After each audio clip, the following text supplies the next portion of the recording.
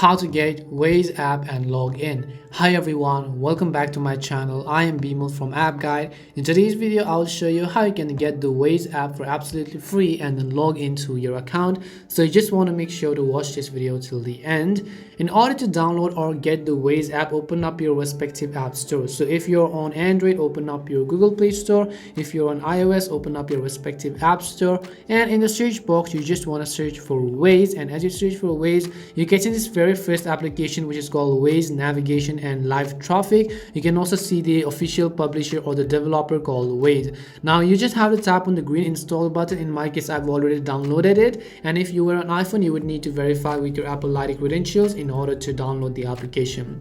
Now once you've downloaded the Waze app, we are going to move on to the login screen. So just open up the app over here.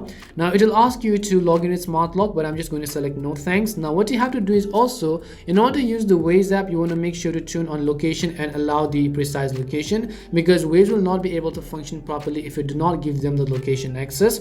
Once you give them location access, you can see the first interface that says get started or login. If you have not yet created an account, you can just tap on the get started button, but if you already do have, then you can just tap on the login button over here. Now keep in mind that you can also try to log in with Google if you have already created an account and synced with Google. So you can tap on login with Google, but if not, then you can enter your email or username and tap on the next button, or if you forgot your credentials, tap on the having trouble button from the bottom in order to log into your account. If your credentials are correct, you'll be successfully logged in as well.